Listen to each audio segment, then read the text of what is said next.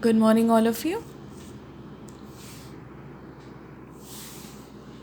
and welcome to the fourth part of our chapter Sources of Food, that is Bhojan Evam Swasthya. We have discussed yesterday about the sources of food from the plants and the animals. Okay?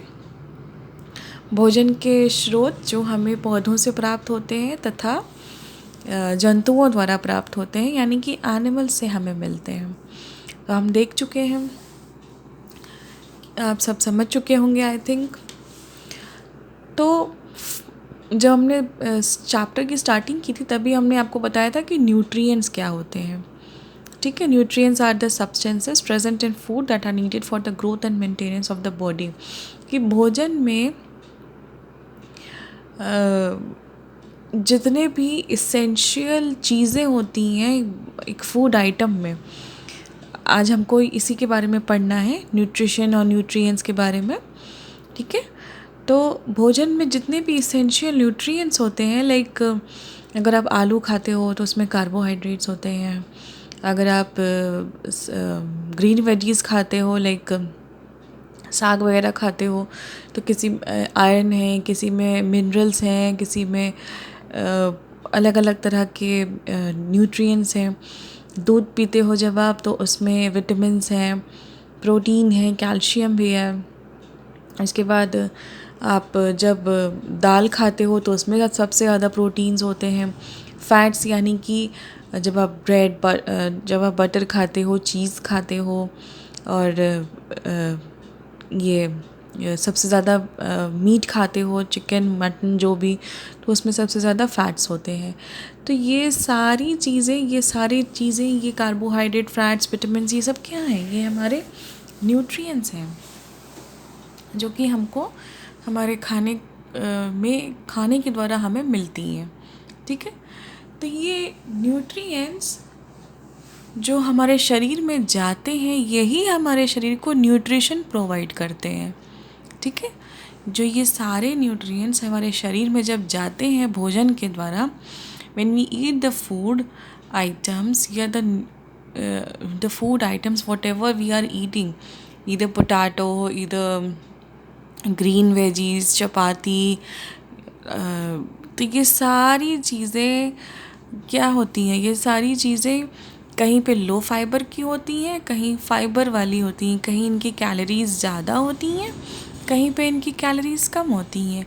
Means तो ये सारी चीज़ें हमारी body को nutrition provide करती हैं, यानी कि पोषण प्रोवाइड करती हैं। ठीक है, पोषण मिलता है। तो पोषण क्या होता है? न्यूट्रिशन इज़ नरिशमेंट और energy that is obtain from food consumed. जिस प्रक्रिया द्वारा भोजन के पोषक तत्व हमारे शरीर को प्राप्त होते हैं उसे पोषण कहते हैं। जब हम न्यूट्रिएंट्स को खाएंगे, जब हम जितने भी कार्बोहाइड्रेट, फैट, विटामिन, प्रोटीन, इन सब को खाते हैं, तो हमारे शरीर को एक एनर्जी मिलती है काम को करने के लिए। हमारी बॉडी में एक एनर्जी मिलती है जब हम किसी भोजन को खाने के बाद, तो वो एनर्जी आप कह सकते हैं कि वही एनर्जी आपके शरीर में जो आपको मिल रही है, वही energy, that is the nutrition.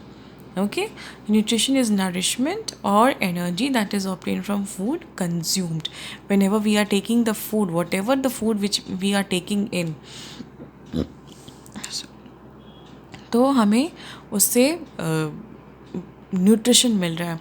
Suppose कि अगर आप को भूख लगी है बहुत ज़्यादा, आपको कमज़ोरी सी महसूस हो रही है, ठीक है, तो आपको क्या होगा?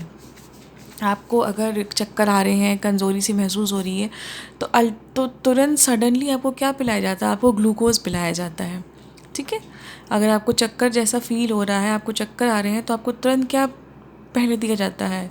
आपको तुरंत ग्लूकोज़ एक ग्लास बना करके दिया जाता है। तो ग्लूकोज़ से क्या होता है? ग्लूकोज़ से आपके शरीर को तुरंत एनर्जी मिल जाती है। ओके, ग्लूकोज़ जैसे ही आप पीते हो, आपके शरीर में जैसे ही ग्लूकोज़ एंटर करता है, तो ग्लूकोज़ आपकी बॉडी को तुरंत एनर्जी प्रोवाइड करता है। ठीक है, क्यों? क्योंकि उसमें इतने सारे इसेंशियल न्यूट्रिएंट्स होंगे जो कि आपकी बॉडी को एनर्जाइज कर देंगे। ठीक है, तो एक तरह से वो क्या है, आपकी बॉडी में एनर्जी प्रोड्यूस करने के लिए एक न्यूट्रिएंट उसके थ्रू जाता है। ठीक है, अगर आपको या कोई भी, अगर सपोज़ करिए कि अगर आपको किसी तरह का फैटी सब्सटेंस खिलाया जाए, जैसे कि अगर आप ब्रेड बटर ही खा लो या कोई भी फैटी सब्सटेंस खा लो, जैसे कि ब्रेड बटर हुआ, चीज़ हुआ, या अगर चीज़ पिज़्ज़ा आपके सामने आ जाए तो you will be more happy. तो अगर आप वो खा लेते हो तो आपको आपकी बॉडी में एनर्जी जाती है, आपकी बॉडी में एनर्जी जाएगी। ऐसा नहीं है कि सिर्फ आपको सिर्फ फैट्स मिलेंगे, बल्कि फैट्स, वो फैटी सब्सटेंस जो आपकी बॉडी में जा रहा है वो आपकी बॉडी को एनर्जाइज कर देगा। ठीक है, तो वही एनर्जी, वही न्यूट्रिएंट्स जो आपकी बॉडी में जा रहे हैं वो आपकी बॉडी को एनर्जी प्रोवाइड करते हैं, यानी कि ऊर्जा से आपके शरीर को भर देते हैं, ताकि आपको किसी भी काम को करने के लिए आपके शरीर में भरपूर मात्रा में ऊर्जा रहे। तो आपको कमज़ोरी नहीं लगेगी, आपको किसी तरह का कोई प्रॉब्लम नहीं होगा, कोई वीकनेस नहीं होगी, you will be fit and fine. तो ये न्यूट्रिशन, हमारी बॉडी को सही न्यूट्रिशन तब मिलता है, सही न्यूट्रिएंट्स हमारी बॉडी को, न्यूट्रिएंट्स और न्यूट्रिशन दोनों तब मिलता है जब हमारा शरीर एक बैलेंस डाइट लेता है।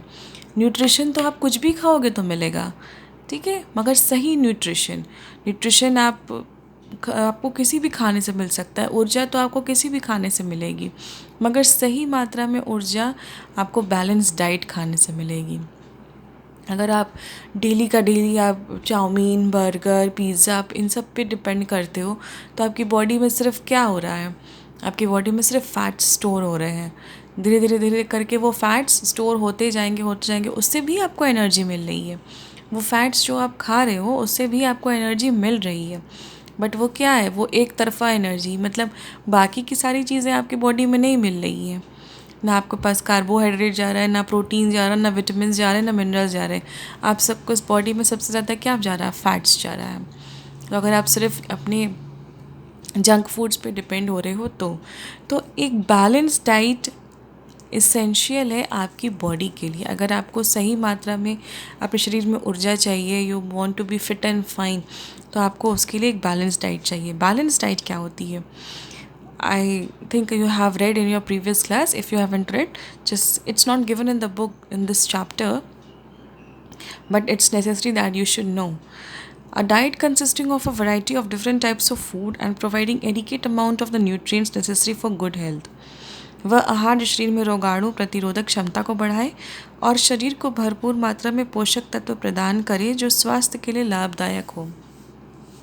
ठीक है, यानी कि ऐसा नहीं है कि आपको सिर्फ जंक फूड्स खाने चाहिए या सिर्फ दूध पीना चाहिए या सिर्फ मीट, फिश एंड एग पर डिपेंड होना चाहिए, बल्कि आपको ऐसा आहार, ऐसा डाइट लेना चाहिए जो एक दिन में आपको ये सारी चीज़ें थोड़ी थोड़ी आपको मिलती रहें। ठीक है, अब आप बहुत सारे ऐसे बच्चे होंगे जो सिर्फ आलू खाना पसंद करते होंगे, हर चीज़ में आलू आलू आलू, हर सब्ज़ी में आपको आलू चाहिए। और बहुत हुआ तो ग्रीन वेजीज़ के नाम पे बच्चों को क्या पसंद आती है, भिंडी पसंद आती है, लेडीज़ फिंगर। तो ये सिर्फ भिंडी और सिर्फ आलू खाने से काम नहीं चलेगा, आपको हर चीज़ को थोड़ा थोड़ा खाना चाहिए। आपको ऐसा डाइट लेना चाहिए जिसमें अगर आप दिन भर में जो डाइट लेते हो, दाल चावल के साथ थोड़ी सी सब्ज़ी ले लो, कोई भी तरह की सैलेड ले लो, तो आपको ये सारी चीज़ें आपको मिलेगी। तो एक दिन भर में आपको कम से कम एक टाइम कार्बोहाइड्रेट भी लेना चाहिए, एक टाइम फैट्स भी लेना चाहिए, प्रोटीन्स, विटामिन्स और मिनरल्स, ये सारी चीज़ें आपको थोड़ी थोड़ी सी लेनी चाहिए। ओके, तो that is only the balance diet.